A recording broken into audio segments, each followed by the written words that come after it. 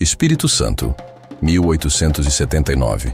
Uma noite que mudaria para sempre 4 vidas e revelaria segredos que abalaram uma das famílias mais poderosas do Brasil imperial. O que você está prestes a descobrir é uma história real que foi escondida por mais de 140 anos. Uma verdade tão perturbadora que até hoje ninguém teve coragem de contar. Se você acha que conhece os horrores da escravidão no Brasil, prepare-se, porque o que aconteceu na Fazenda Esperança Perdida vai muito além do que sua mente consegue imaginar. Esta é a história de Valentina, uma jovem de apenas 23 anos da mais alta aristocracia capixaba e de 3 homens que a sociedade considerava propriedade: Caetano, Silvestre e Domingos. O que começou como encontros proibidos se transformou numa tragédia que envolveu paixões mortais, segredos inconfessáveis e uma criança que carregaria para sempre as marcas de uma época maldita. Se você tem estômago para histórias que mostram a face mais cruel da natureza humana, fica comigo até o final. Porque o que você vai ouvir agora vai fazer você questionar tudo o que pensava saber sobre o Brasil do século XIX. A Fazenda Esperança Perdida se estendia por territórios imensurvéis nos arredores de Vitória.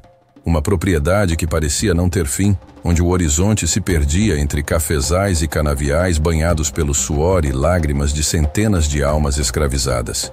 Era 1879, e o país vivia os últimos espasmos de um sistema que agonizava lentamente, como um animal ferido que se recusa a morrer. Dona Valentina Constança de Albuquerque Mascarenhas era filha única do barão de Itapemirim, uma das fortunas mais colossais do Espírito Santo. Aos 23 anos, ela encarnava tudo o que a sociedade imperial esperava de uma dama.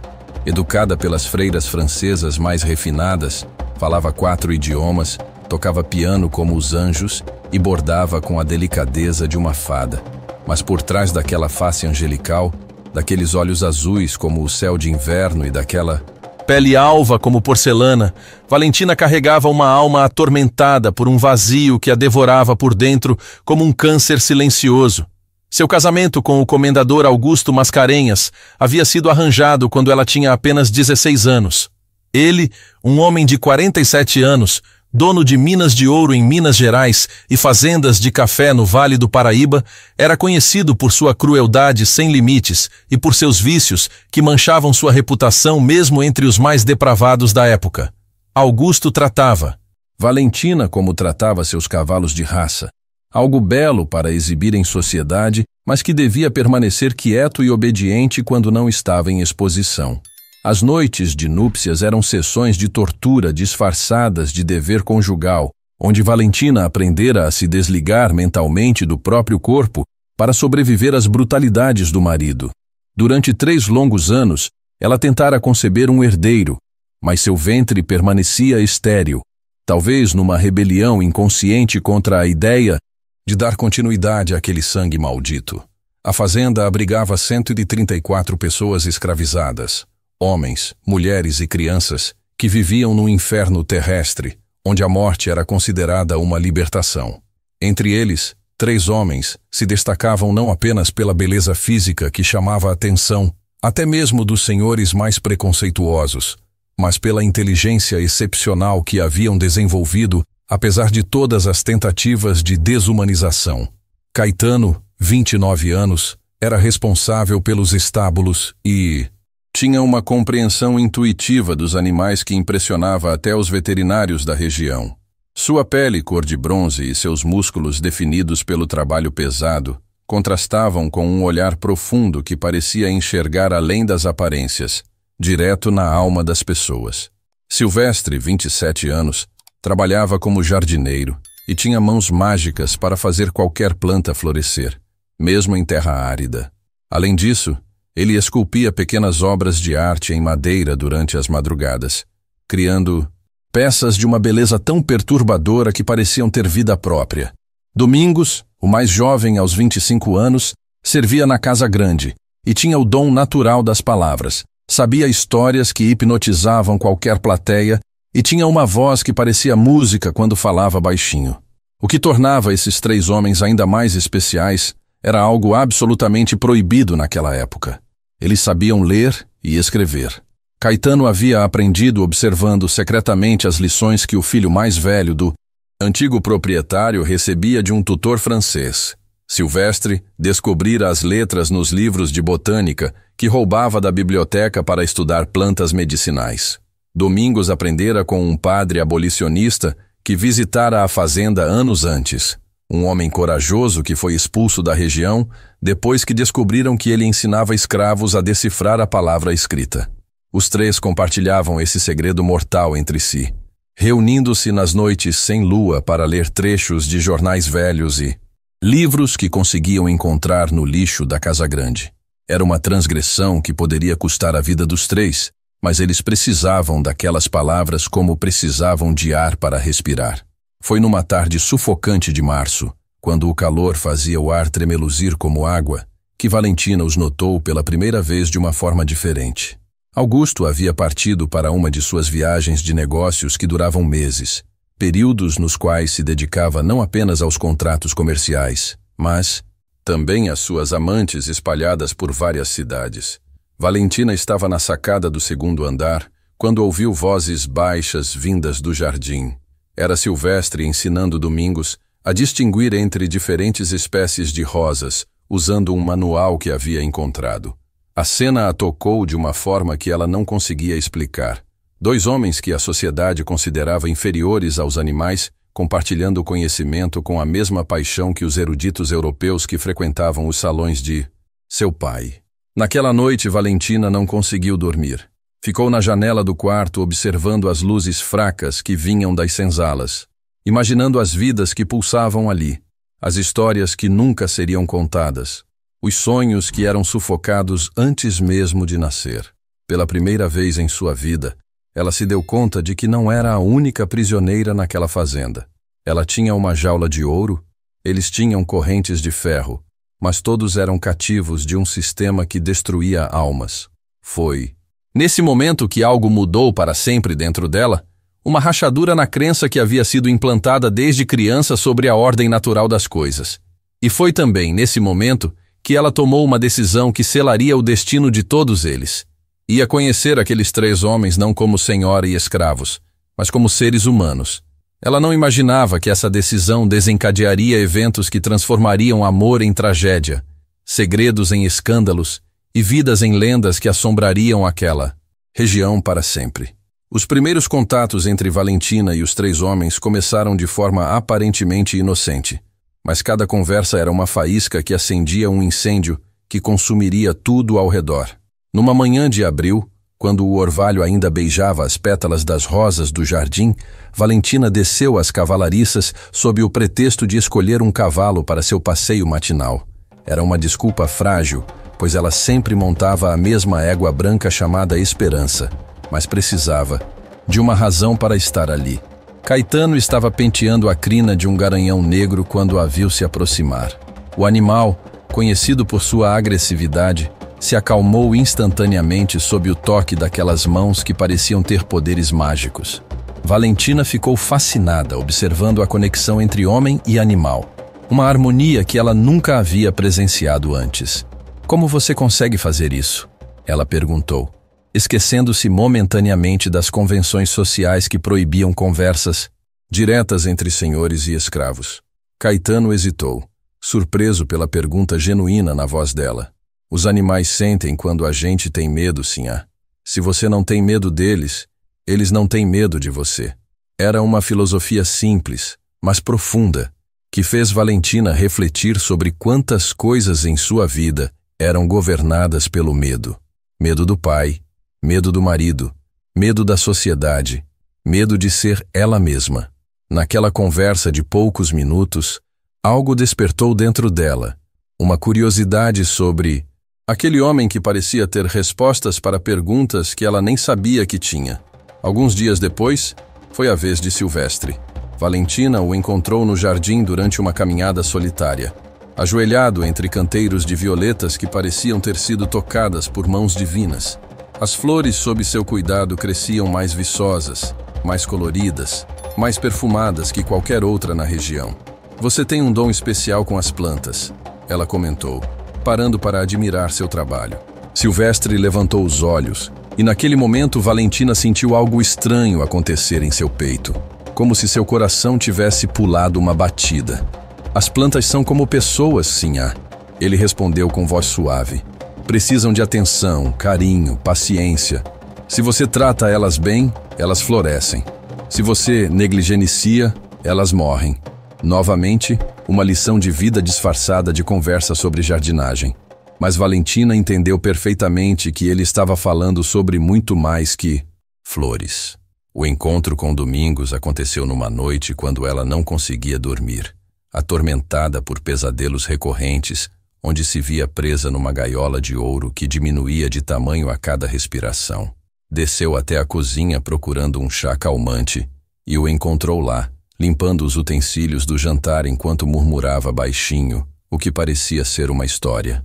Ela se escondeu atrás da porta, hipnotizada por aquela voz que transformava palavras simples em melodias.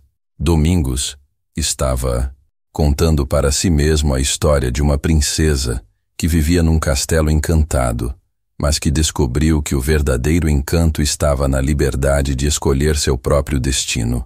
Era como se ele soubesse que ela estava ali escutando, como se aquela história fosse direcionada especificamente para ela. Quando ele terminou, Valentina saiu das sombras, aplaudindo suavemente. Que história linda, ela disse, vendo o susto nos olhos dele. O senhor me perdoe, Sinhá. Eu não sabia que a senhora estava aí. Ele gaguejou, claramente apavorado por ter sido pego em tal ousadia. Não se desculpe, ela disse com firmeza. Você tem um talento extraordinário. De onde vêm essas histórias? Domingos hesitou. Depois admitiu que criava as histórias em sua mente durante os longos dias de trabalho, como uma forma de escapar da realidade cruel que os cercava. Talvez a senhora gostaria de ouvir outras histórias, ele sugeriu timidamente, nas noites em que não conseguir dormir. Assim começou uma rotina perigosa e emocionante. Nas noites em que Augusto estava ausente, Valentina descia até diferentes partes da fazenda para encontrar os 3 homens. Com Caetano, caminhava pelos estábulos enquanto ele lhe contava sobre os cavalos, mas suas conversas logo evoluíram para temas mais profundos. Liberdade, sonhos, a injustiça do mundo em que viviam. Com Silvestre, ela aprendeu sobre plantas medicinais, mas também sobre arte, beleza e a capacidade humana de criar coisas belas mesmo nas circunstâncias mais horríveis. Com Domingos, ela descobriu um universo de histórias que falavam diretamente ao seu coração, narrativas que a faziam esquecer quem ela supostamente deveria ser e a lembravam de quem ela realmente era por dentro. O que começou como curiosidade intelectual, logo se transformou em algo muito mais perigoso: conexão emocional. Valentina descobriu que esses 3 homens possuíam qualidades que nenhum dos homens brancos de sua classe social jamais demonstrara: sensibilidade, inteligência genuína, compaixão e uma profundidade de alma que a tocava de formas que ela não conseguia explicar. Eles a viam não como uma boneca de porcelana para ser admirada, mas como uma pessoa completa, com ideias, sonhos e uma mente que merecia ser respeitada. Pela primeira vez em sua vida, ela se sentia verdadeiramente vista e compreendida. O perigo dessa aproximação não passou despercebido por nenhum dos 4. Eles sabiam que estavam brincando com fogo numa época em que as consequências poderiam ser mortais. Mas havia algo mais forte que o medo controlando suas ações: a necessidade humana básica de conexão, de ser amado e compreendido por alguém que enxergasse além das máscaras sociais. Os 3 homens começaram a dividir entre si os sentimentos confusos que Valentina despertava neles. Não era apenas desejo físico, embora isso também existisse, mas uma adoração quase religiosa por uma mulher que ousava vê-los como seres humanos dignos de respeito e amor. A situação se complicou ainda mais quando eles descobriram que Valentina sentia atração pelos 3 de formas diferentes, mas igualmente intensas. Caetano despertava nela uma paixão selvagem, primitiva, que a fazia sonhar com aventuras e liberdade. Silvestre tocava sua alma artística, fazendo-a desejar criar coisas belas ao lado dele. Viver uma vida simples, mas repleta de significado. Domingos falava diretamente ao seu coração, romântico, com suas histórias que pintavam mundos onde o amor vencia todas as barreiras.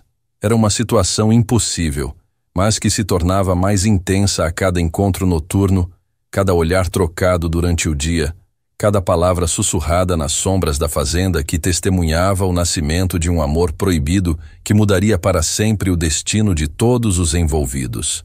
Foi numa noite abafada de maio, quando o ar estava tão pesado que parecia que o próprio céu sufocava a terra, que a primeira barreira foi quebrada para sempre.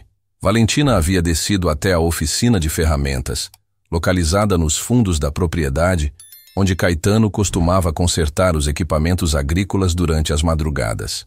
A lua estava escondida atrás de nuvens negras, criando a escuridão perfeita para encontros proibidos. Ela levava nas mãos um livro de poesias francesas, que havia encontrado na biblioteca de seu falecido avô. Versos que falavam de paixões impossíveis e amores que desafiavam todas as convenções. Quando chegou à oficina, encontrou Caetano trabalhando numa enxada quebrada, as chamas da forja iluminando seu rosto suado e concentrado. O calor do fogo fazia sua pele brilhar como bronze líquido, e Valentina sentiu algo despertar dentro dela que era muito mais perigoso que simples curiosidade intelectual. "Trouxe algo para você", ela disse, estendendo o livro.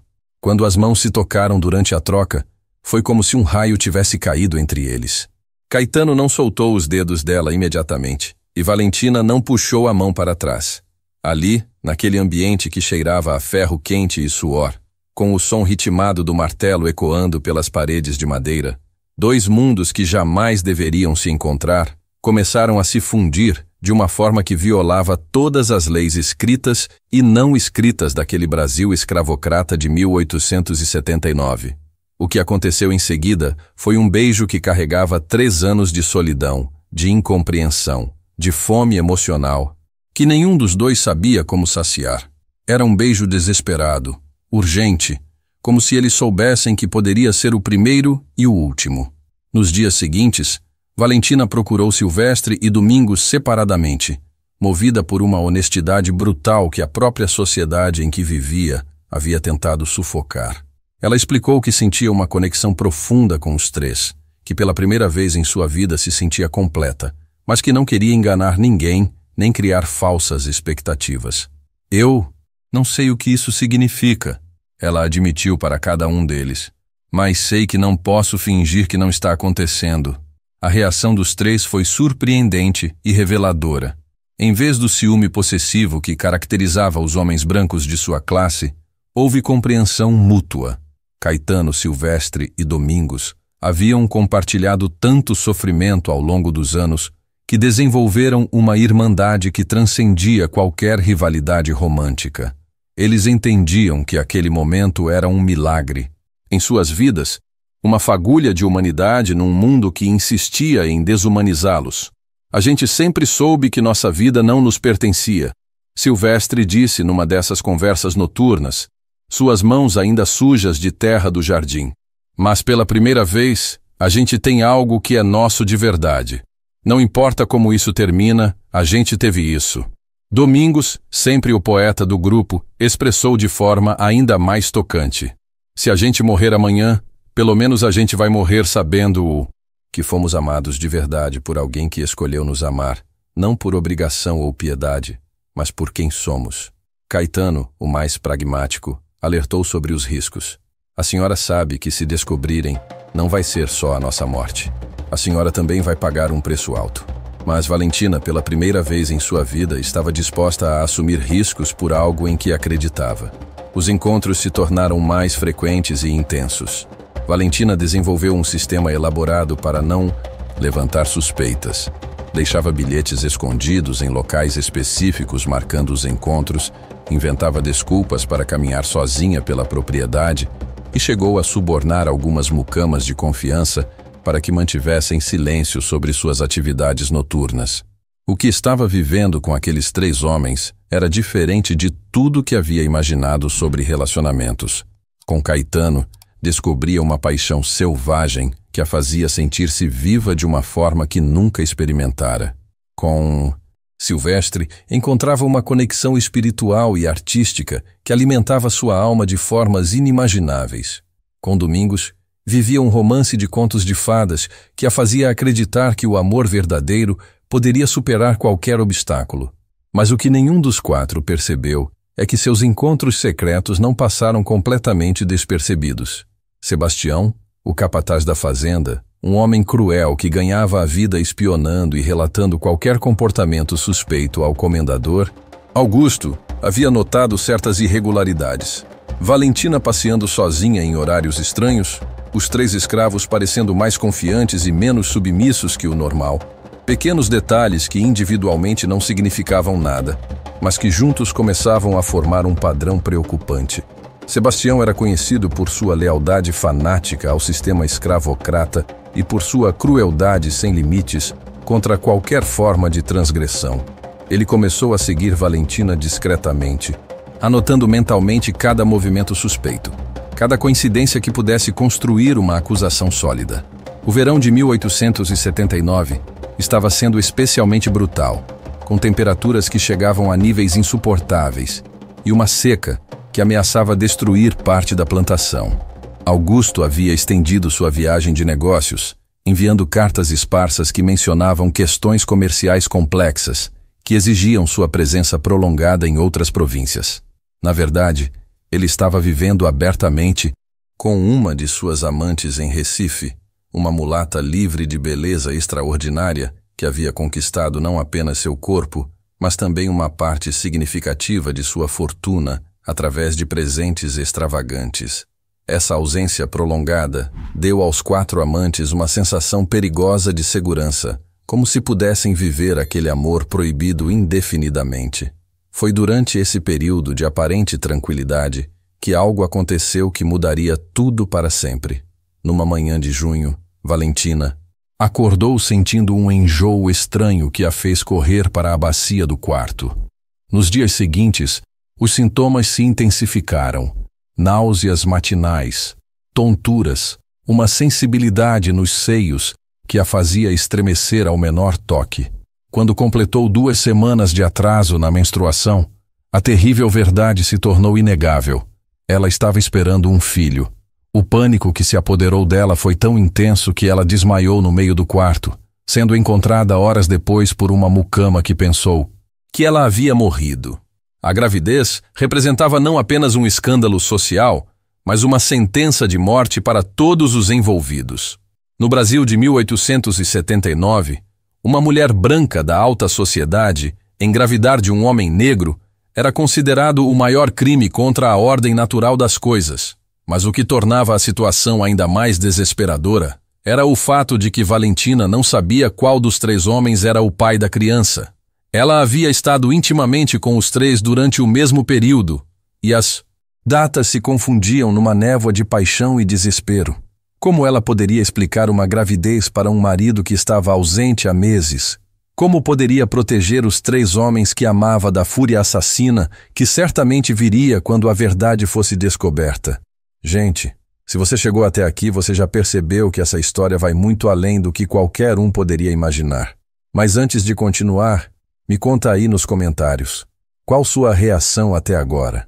Você consegue imaginar o desespero dessa mulher descobrindo que estava grávida numa época em que isso significava a morte certa? E você, de onde está assistindo? Que tipo de história te emociona mais? Dramas históricos como esse? Histórias de amor impossível? Ou talvez mistérios que mexem com sua mente? Conta pra gente, porque a comunidade aqui é incrível e adoro saber quem são as pessoas que acompanham essas narrativas intensas.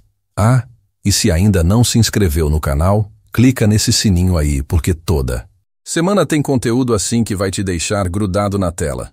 Agora vamos continuar, porque o que vem pela frente vai te arrepiar dos pés à cabeça. A descoberta da gravidez transformou Valentina numa mulher desesperada, que precisava tomar decisões impossíveis numa situação sem precedentes.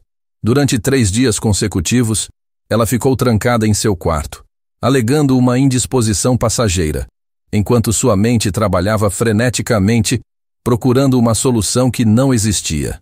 A cada hora que passava, a realidade se tornava mais aterrorizante. Em 6 meses, ela daria à luz uma criança que poderia carregar traços que denunciariam a transgressão mais inaceitável naquela sociedade.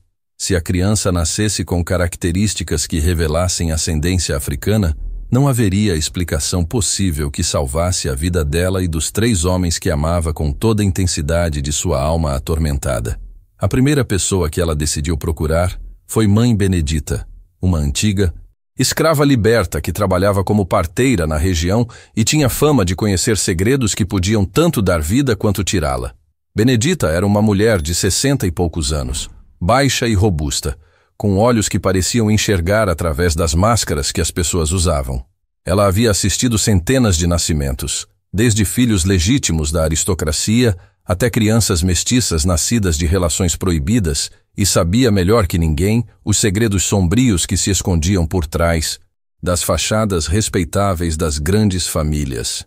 Quando Valentina chegou à humilde casa de Benedita, nas primeiras horas da madrugada, usando um capuz que escondia completamente seu rosto, a parteira já sabia por que ela estava ali antes mesmo que ela abrisse a boca.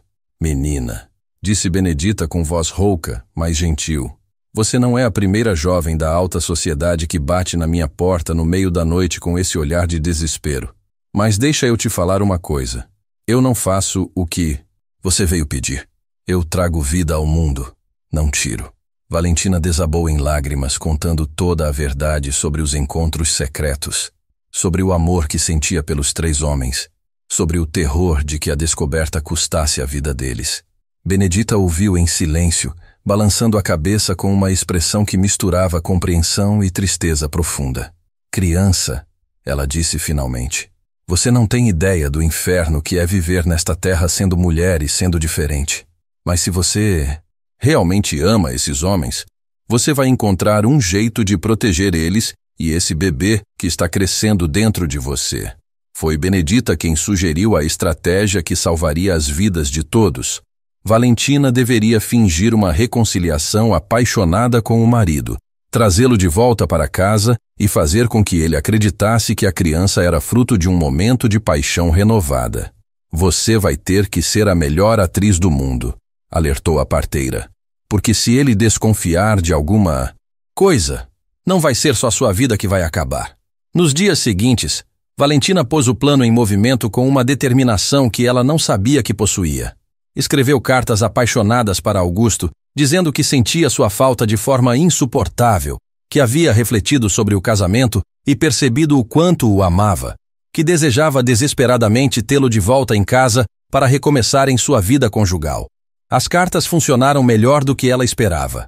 Augusto, que estava começando a se cansar da amante de Recife e dos gastos excessivos que ela representava, viu nas palavras de Valentina uma oportunidade de retornar à respeitabilidade social sem perder a face. 2 semanas depois das primeiras cartas, ele enviou um telegrama anunciando sua volta para o final daquele mês. Valentina tinha apenas 10 dias para se preparar para a performance mais importante de sua vida.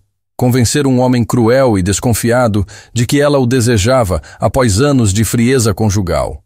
Durante esses 10 dias, ela se obrigou a cortar completamente o contato com Caetano, Silvestre e Domingos, uma tortura emocional que quase a fez enlouquecer de saudade e preocupação.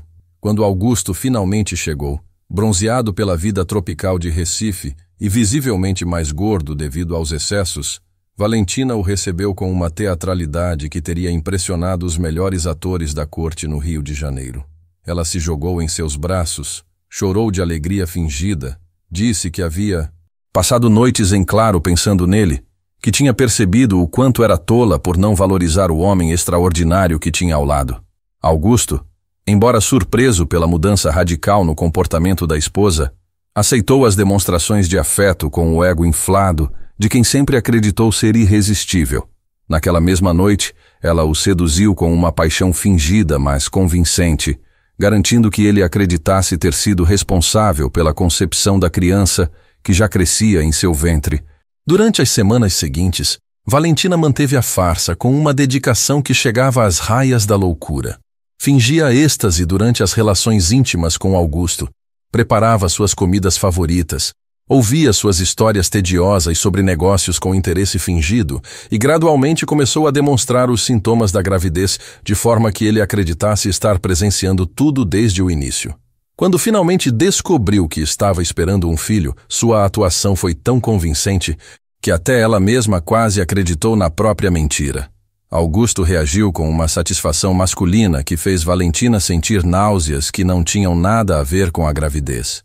Mas manter essa farsa cobrava um preço terrível de sua sanidade mental. À noite, quando Augusto dormia profundamente depois de seus excessos com bebida, ela subia silenciosamente ao sótão da casa e chorava até não ter mais lágrimas, abraçando um travesseiro contra o peito, como se fosse o filho que carregava. Ai! Saudade de Caetano, Silvestre e Domingos era uma dor física que a consumia por dentro como um câncer. Ela os via trabalhando durante o dia, mas não podia nem mesmo trocar olhares com eles sem arriscar levantar suspeitas. Os três homens, por sua vez, sofriam em silêncio, compreendendo a necessidade do afastamento, mas sentindo como se tivessem perdido a única luz em suas vidas de escuridão. O que nenhum dos quatro sabia era que Sebastião, o capataz, havia finalmente reunido evidências suficientes para suas suspeitas. Durante os meses de ausência de Augusto, ele havia observado sistematicamente os movimentos de Valentina e dos três escravos, anotando coincidências, catalogando comportamentos suspeitos, construindo uma rede de evidências circunstanciais que, embora não fossem provas definitivas, eram suficientes para plantar sementes de dúvida na mente de um marido já naturalmente desconfiado. Sebastião sabia que acusar diretamente uma senhora da alta sociedade sem provas concretas poderia custar sua própria vida. Então decidiu adotar uma estratégia mais sutil.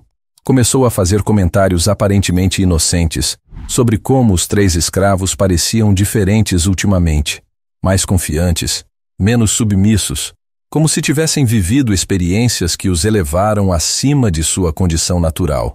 O plano diabólico de Sebastião começou a funcionar lentamente, plantando no subconsciente de Augusto uma desconfiança que crescia como uma semente venenosa. O comendador começou a observar sua esposa com mais atenção, notando pequenos detalhes que antes passavam despercebidos. Um olhar melancólico que ela direcionava às senzalas. Uma tristeza inexplicável que às vezes tomava conta de seu rosto quando pensava que ninguém estava olhando. Uma tensão quase imperceptível quando os três escravos passavam por perto durante suas atividades cotidianas. Era como se Sebastião tivesse posto óculos novos nos olhos de Augusto, fazendo-o enxergar sombras, onde antes havia apenas luz. A gravidez de Valentina avançava como uma bomba relógio prestes a explodir, cada dia que passava trazendo novas angústias e medos que a corroíam por dentro como ácido. Aos 6 meses de gestação, sua barriga já não podia mais ser escondida por vestidos mais soltos, e ela se encontrava numa situação desesperadora. Quanto mais a criança crescia em seu ventre, mais evidentes se tornavam os traços que poderiam denunciar sua verdadeira ascendência. Mãe Benedita, a parteira que havia se tornado sua única confidente nessa jornada infernal, visitava a fazenda semanalmente sob o pretexto de cuidar da saúde das escravas grávidas, mas na verdade vinha monitorar secretamente o estado de Valentina e preparar estratégias para o parto que se aproximava como um furacão inevitável. Durante uma dessas visitas clandestinas, Benedita trouxe notícias que fizeram o sangue de Valentina gelar nas veias. Menina, eu já vi muitas crianças nascerem de relações mistas, e posso te dizer que essa criança que você carrega vai ter traços que vão ser impossíveis de esconder. O jeito que ela se mexe, o formato da sua barriga, tudo indica que vai ser uma criança linda, mas com características que qualquer pessoa com olhos na cara vai reconhecer como sendo de ascendência africana. A revelação caiu sobre Valentina como uma sentença de morte, porque significava que todo o teatro que ela havia encenado com Augusto seria inútil no momento em que a criança viesse ao mundo. Foi então que Benedita propôs uma solução desesperada que exigiria uma coragem sobre-humana. Existe um jeito de salvar a vida de todo mundo, mas você vai ter que ser mais corajosa do que qualquer mulher já foi nesta terra maldita. Quando chegar a hora do parto, a gente vai dizer que a criança nasceu morta. Eu conheço uma família de negros livres que vive nas montanhas, longe de qualquer fazenda, que aceita criar crianças sem fazer perguntas. A criança vai crescer longe daqui, livre, e você vai manter sua vida e a vida dos 3 homens que ama. Era um plano que exigia o sacrifício mais doloroso que uma mãe poderia fazer. Abrir mão do próprio filho para salvá-lo da morte certa, que o aguardaria caso sua verdadeira identidade fosse descoberta. Valentina passou semanas inteiras considerando a proposta, vivendo um inferno de indecisão que a fazia questionar tudo em que acreditava sobre maternidade, amor e sacrifício.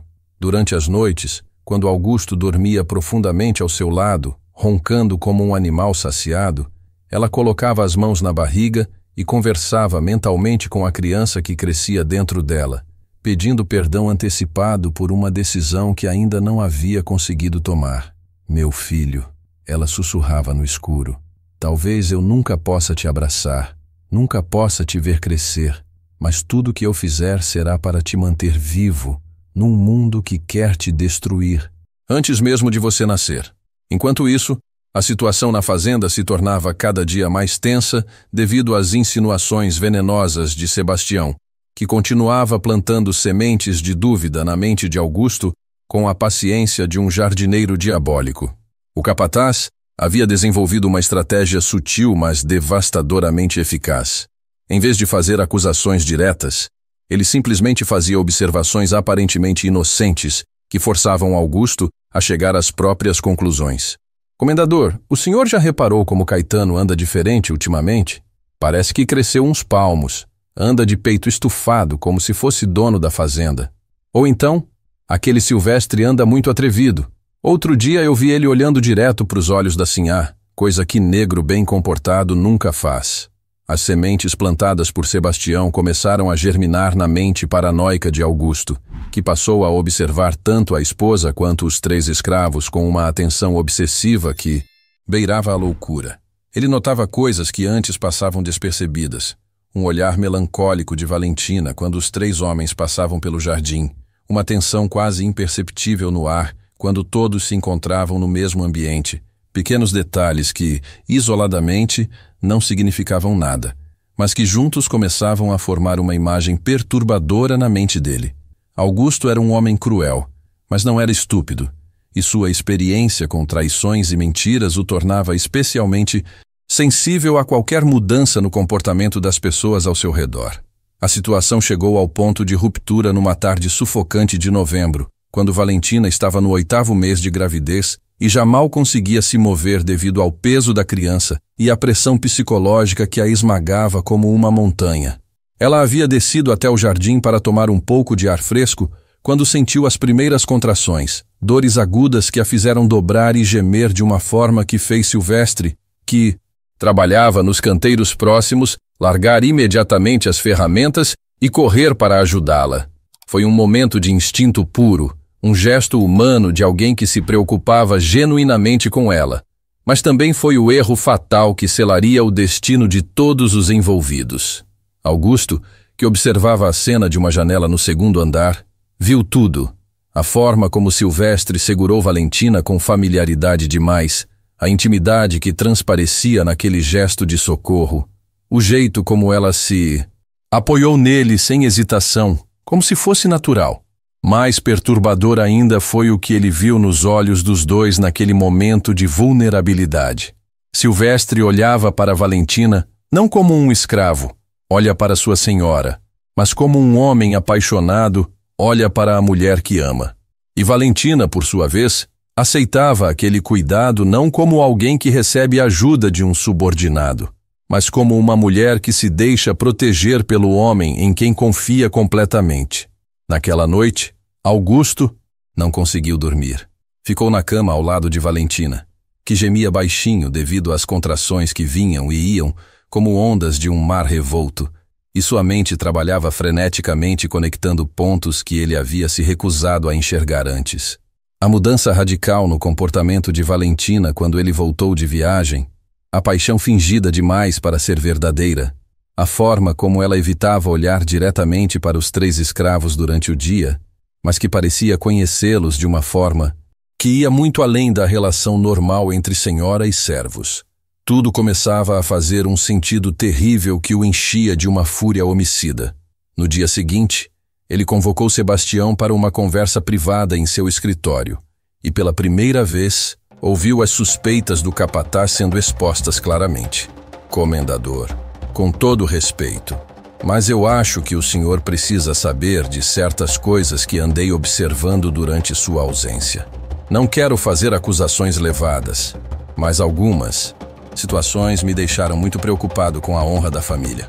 Sebastião contou sobre os passeios noturnos de Valentina, sobre o comportamento estranho dos 3 escravos, sobre pequenos detalhes que, organizados numa narrativa coerente, pintavam um quadro de traição que fez Augusto sentir uma raiva tão intensa que ele teve vontade de estrangular alguém com as próprias mãos. "O que o senhor está sugerindo que eu faça?" Augusto perguntou com voz controlada demais, o tipo de calma que antecede tempestades devastadoras. Sebastião, sabendo que tinha finalmente plantado todas as sementes necessárias para a destruição que desejava, respondeu com falsa humildade: "Comendador, eu não sou ninguém para dar conselhos ao senhor, mas se fosse comigo, eu esperaria a criança nascer. Se ela vier ao mundo com características que não batem com a linhagem familiar, aí sim o senhor vai ter todas as provas que precisa para fazer justiça." Era um plano diabólico que transformava o nascimento da criança numa armadilha mortal para todos os envolvidos. A madrugada de 15 de dezembro de 1879 chegou como um presságio sombrio, trazendo consigo as primeiras contrações verdadeiras que anunciavam o nascimento da criança que mudaria para sempre o destino de todos na fazenda Esperança Perdida. Valentina acordou com uma dor que irradiava de suas costas para seu ventre como ondas de fogo líquido e imediatamente soube que o momento havia chegado. Durante meses, ela havia planejado meticulosamente como lidar com essa situação, mas agora que as contrações começavam para valer, o terror a dominava de uma forma que a fazia questionar se teria coragem de seguir com o plano desesperado que Mãe Benedita havia proposto. A cada contração, ela sentia como se estivesse sendo partida ao meio, mas a dor física era nada comparada à angústia emocional que a dilacerava por dentro. Seguindo o protocolo que haviam estabelecido, Valentina fez sinal para a mucama. Joana, uma das poucas pessoas da casa que havia sido conquistada com presentes e promessas de alforria, para que fosse buscar Mãe Benedita imediatamente. "Diga que chegou a hora", sussurrou entre uma contração e outra, "e que ela precisa trazer tudo o que combinamos." Joana desapareceu na escuridão da pré-aurora como um fantasma, enquanto Valentina começava a enfrentar sozinha as primeiras horas do trabalho de parto mais perigoso que qualquer mulher poderia vivenciar. Cada contração era acompanhada de uma oração silenciosa, não aos santos católicos que havia aprendido a venerar desde criança, mas aos deuses africanos que Caetano, Silvestre e Domingos haviam mencionado em suas conversas noturnas, divindades que talvez tivessem mais compaixão por amores impossíveis. Quando Mãe Benedita chegou, carregando uma sacola de couro que continha não apenas os instrumentos tradicionais de uma parteira, mas também elementos que fariam parte de um teatro macabro que elas encenariam nas próximas horas, encontrou Valentina já em trabalho de parto avançado. "Menina, não tem mais volta agora", ela disse, examinando rapidamente o progresso do parto. "Daqui a algumas horas, você vai ter que tomar a decisão mais difícil da sua vida. Tem certeza de que consegue fazer isso?" Valentina, com o rosto contorcido de dor, agarrou a mão da parteira com força desesperada e disse: "Se for para salvar a vida dos homens que amo e da criança que vai nascer, eu faço qualquer coisa, até mesmo morrer se for preciso." O trabalho de parto durou 16 horas torturantes, durante as quais Valentina transitou entre consciência e delírio, revivendo em flashbacks todos os momentos de felicidade que havia compartilhado com Caetano, Silvestre e Domingos. Em seus momentos de maior dor, ela os via no quarto, sussurrando palavras de encorajamento, segurando suas mãos, prometendo que tudo daria certo. Eram alucinações causadas pela exaustão e pela dor, mas, que lhe davam força para continuar lutando contra as contrações que pareciam querer partir seu corpo ao meio. Durante todo esse tempo, Augusto permaneceu em seu escritório, bebendo conhaque e caminhando de um lado para o outro como um animal enjaulado, esperando que o nascimento da criança confirmasse ou negasse as suspeitas que Sebastião havia plantado em sua mente. Finalmente, quando o sol já estava alto no céu de dezembro, a criança veio ao mundo numa explosão de dor e sangue que fez Valentina gritar de uma forma que foi ouvida em toda a casa grande. Mãe Benedita recebeu o bebê com mãos experientes, limpou rapidamente as vias respiratórias e quando a criança deu o primeiro choro, ambas as mulheres puderam ver claramente o que haviam temido durante todos aqueles meses. O menino era lindo, perfeito, mas carregava traços inegáveis de ascendência africana que tornariam impossível disfarçar sua verdadeira origem. A pele era um tom dourado que não podia ser atribuído apenas ao sangue mediterrâneo dos antepassados de Valentina. Os cabelos prometiam ser crespos, e os traços faciais eram uma mistura harmoniosa que contava a história de um amor proibido de forma mais eloquente que qualquer confissão. É um menino lindo, Mãe Benedita sussurrou, embrulhando a criança em panos limpos. Mas você sabe que se Augusto ver essa criança, não vai ter dúvida nenhuma sobre o que aconteceu aqui. Valentina estendeu os braços tremendo, pegou o filho contra o peito e por alguns minutos preciosos permitiu-se sentir o amor maternal mais puro e devastador que uma mulher pode experimentar. Ela contou os dedinhos perfeitos, beijou a testa macia, inalou o cheiro único de bebê recém-nascido e gravou cada detalhe daquele rosto na memória, sabendo que poderia ser a última vez que o veria. Como vamos chamá-lo? Ela perguntou, e Benedita respondeu. No registro, ele vai ser Teodoro, que significa dádiva de Deus, mas para a família que vai criá-lo nas montanhas, ele vai ser livre para escolher seu próprio nome quando crescer. O plano que elas colocaram em prática a partir desse momento foi uma obra-prima de engenharia emocional e teatral. Mãe Benedita havia trazido consigo o corpo de um bebê natimorto que havia nascido numa fazenda vizinha na semana anterior, uma criança branca que morrera durante o parto devido a complicações. Enquanto Valentina se despedia do próprio filho, lutando contra cada instinto maternal, que gritava para ela não entregar a criança, Benedita preparava a cena que salvaria todas as vidas envolvidas naquela tragédia. O bebê verdadeiro foi cuidadosamente embrulhado em panos limpos e colocado numa cesta especial que um mensageiro de confiança levaria até a família nas montanhas, enquanto o bebê substituto foi preparado para ser apresentado a Augusto como o filho natimorto de Valentina. Quando Augusto finalmente foi chamado para o quarto, encontrou uma cena que confirmava seus piores medos e, paradoxalmente, suas maiores esperanças. Valentina estava na cama, pálida e exausta, chorando sobre o corpo de uma criança aparentemente natimorta que tinha todas as características que ele esperaria de um filho legítimo. Pele clara, traços europeus, cabelos lisos. Meu senhor, Mãe Benedita disse com voz solene, sinto muito informar que o menino não resistiu ao parto. Nasceu perfeito, mas não conseguiu respirar. Às vezes acontece, é da vontade de Deus. Augusto olhou para a criança morta com uma mistura de decepção e alívio secreto. Decepcionado por não ter o herdeiro que desejava, mas aliviado por não ter que enfrentar a confirmação visual de uma traição que destruiria sua reputação social. O funeral do bebê fictício foi realizado 2 dias depois. Uma cerimônia pequena e discreta no cemitério da família, onde Valentina chorou lágrimas verdadeiras por um filho que estava vivo em algum lugar das montanhas, sendo amado por estranhos que nunca saberiam sua verdadeira história. Durante os dias de luto oficial, ela permaneceu trancada em seu quarto, oficialmente se recuperando do parto traumático, mas na verdade processando a dor insuportável de ter aberto mão do próprio filho para salvar sua vida. Augusto, por sua vez, ficou mais gentil com ela durante esse período, interpretando sua tristeza como luto genuíno pela perda do filho que ele acreditava ser dele. Mas nem tudo saiu conforme o planejado. Sebastião, que havia observado todos os movimentos suspeitos durante o período do parto, não ficou completamente convencido pela encenação. Algo no comportamento de Mãe Benedita na forma como ela manuseou a situação com eficiência demais, despertou sua desconfiança natural. Ele começou a fazer perguntas discretas para outras parteiras da região, investigando se havia relatos de bebês natimortos nas fazendas vizinhas, procurando inconsistências na versão oficial dos fatos. O capataz era um homem persistente e metodista, e sua intuição lhe dizia que algo muito elaborado havia acontecido naquele quarto durante o parto. Gente, vocês conseguem imaginar a dor dessa mãe, tendo que entregar o próprio filho para salvar a vida dele? Estamos chegando no ápice dessa história devastadora, e eu preciso saber, vocês estão conseguindo acompanhar tudo?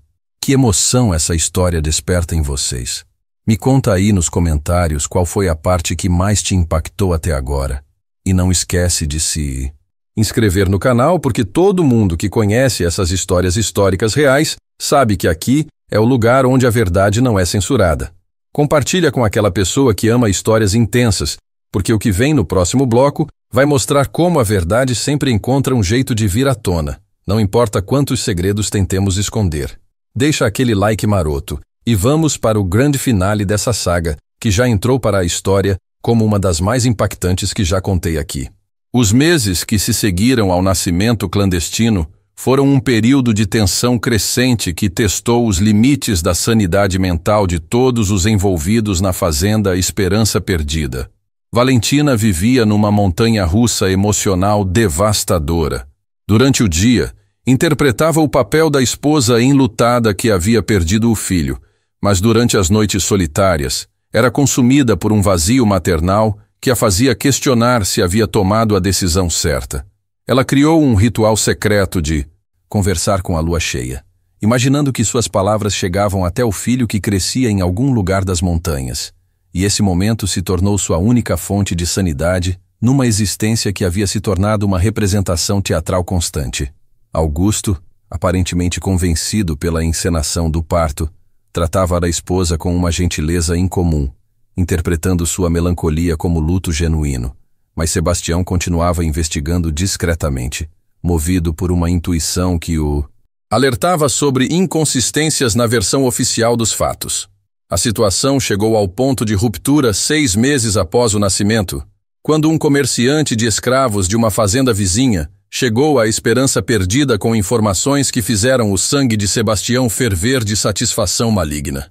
O homem mencionou casualmente que havia ouvido rumores sobre uma família de negros libertos nas montanhas que havia adotado recentemente uma criança abandonada.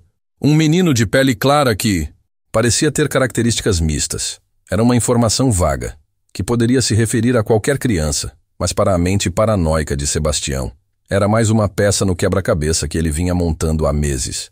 Ele decidiu que era hora de forçar uma confrontação que revelaria a verdade de uma vez por todas, mesmo que isso custasse vidas inocentes. Numa tarde sufocante de junho de 1880, quando o calor tornava o ar quase irrespirável e as tensões na fazenda haviam atingido um nível insustentável, Sebastião finalmente decidiu jogar todas as suas cartas na mesa. Procurou Augusto em seu escritório e, com a paciência meticulosa de quem havia planejado cada palavra, começou a expor suas suspeitas de forma sistemática e devastadora. Comendador, eu sei que o senhor é um homem inteligente e que já percebeu que algumas coisas não fazem sentido nesta fazenda. A mudança no comportamento de sua esposa quando o senhor voltou de viagem, a forma como ela evita olhar para certos escravos, o parto que aconteceu exatamente no momento em que seria mais conveniente para esconder certas verdades. Cada palavra era como uma gota de veneno destilado, projetada para corroer as últimas resistências de Augusto em aceitar o que ele já suspeitava no fundo de sua mente. Sebastião tinha preparado uma armadilha diabólica. Ele havia subornado alguns escravos de fazendas vizinhas para espalharem rumores sobre avistamentos suspeitos durante os meses da gravidez de Bozianziade. Valentina, criando uma rede de testemunhas que confirmariam suas acusações. Não eram provas concretas, mas numa sociedade onde a palavra de homens brancos valia mais que a vida de pessoas negras, era suficiente para alimentar a fúria homicida que ele sabia que existia no coração de Augusto. O senhor precisa tomar uma decisão, comendador. Ele concluiu com falsa deferência. Porque se essas suspeitas chegarem aos ouvidos de outras pessoas, a honra da família vai estar perdida para sempre. A explosão de raiva de Augusto foi tão intensa que ele quebrou uma garrafa de conhaque contra a parede, os cacos voando em todas as direções como fragmentos de sua sanidade despedaçada. Você tem provas do que está dizendo? Ele gritou, mas sua voz tremia não de dúvida, mas de certeza dolorosa. Sebastião, vendo que havia conseguido o que queria, respondeu com crueldade calculada. Comendador, às vezes a verdade não precisa de provas. Precisa apenas de olhos para ver e coração para sentir quando se está sendo enganado por aqueles em quem mais confiamos. Era a frase que selaria o destino trágico de todos os envolvidos na história. Naquela mesma noite, Augusto convocou uma reunião que mudaria para sempre a vida de todos na fazenda. Ele mandou buscar Valentina, Caetano, Silvestre e Domingos, alegando que precisava esclarecer algumas questões sobre a administração da propriedade. Quando todos estavam reunidos na sala principal da Casa Grande, o ambiente estava carregado de uma tensão elétrica que fazia o ar parecer difícil de respirar. Augusto, com os olhos injetados de bebida e raiva, olhou para cada um dos presentes com o olhar de um juiz prestes a proferir uma sentença de morte. Eu sei o que vocês fizeram, ele disse com voz controlada demais. E agora todos vocês vão pagar pelo que fizeram com a honra desta família. O que se seguiu foi um confronto brutal, onde verdades há muito escondidas finalmente vieram à luz de forma devastadora. Valentina, vendo que não havia mais como manter a farsa, decidiu assumir a responsabilidade total pelos acontecimentos, numa tentativa desesperada de proteger os 3 homens que amava. Você está certo, ela disse com uma coragem que surpreendeu a todos. Eu traí nosso casamento, mas não por maldade ou perversão. Eu encontrei amor verdadeiro pela primeira vez na minha vida, e se isso é um crime, então eu sou culpada.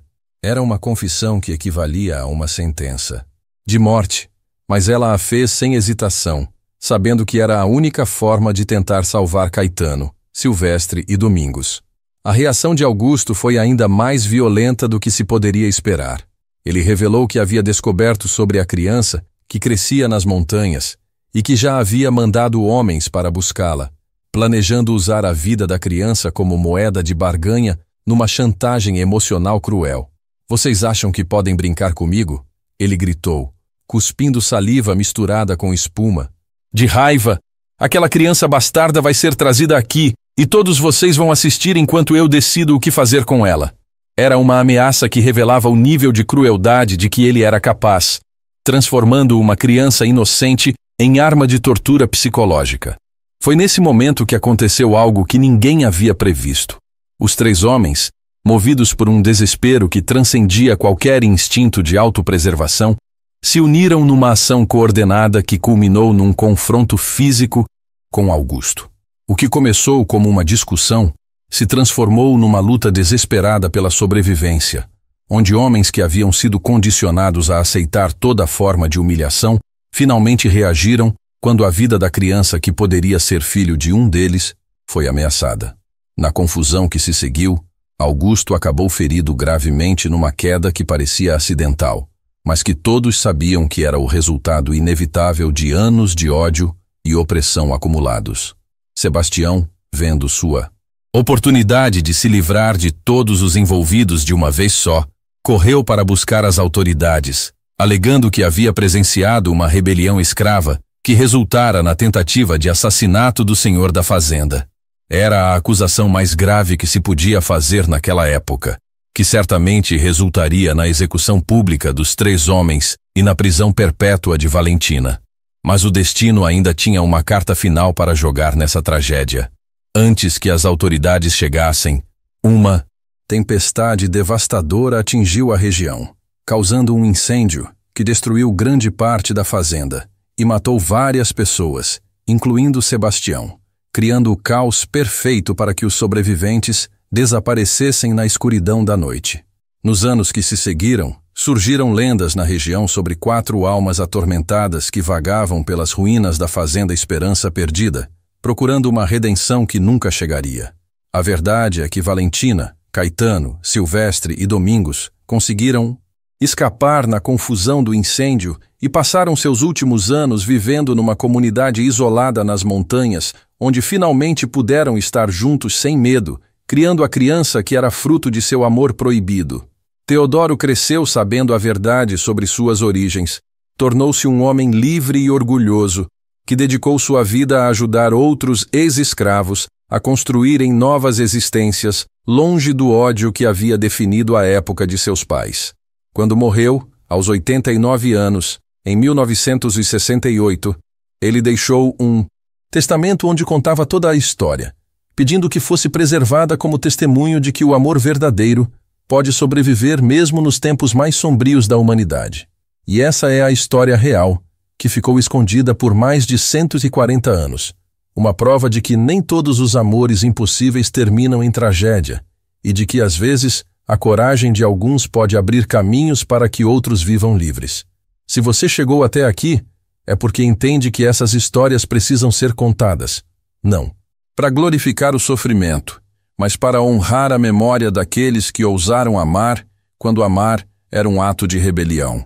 Se inscreve no canal aqui da família, deixa seu like para fortalecer nosso trabalho e compartilha essa história com pessoas que precisam saber que a humanidade já passou por momentos muito mais sombrios, mas que sempre existiram pessoas dispostas a lutar pelo que é certo. Me conta nos comentários qual foi sua reação a essa história, se você tem alguma história familiar que foi mantida em segredo por gerações, e principalmente, o que você aprendeu sobre o poder do amor em superar barreiras que pareciam intransponíveis. Vocês são incríveis, e é por essa comunidade que vale a pena contar essas verdades que outros não têm coragem de revelar. Até a próxima, e lembrem-se, toda família tem segredos, mas nem todos têm final feliz.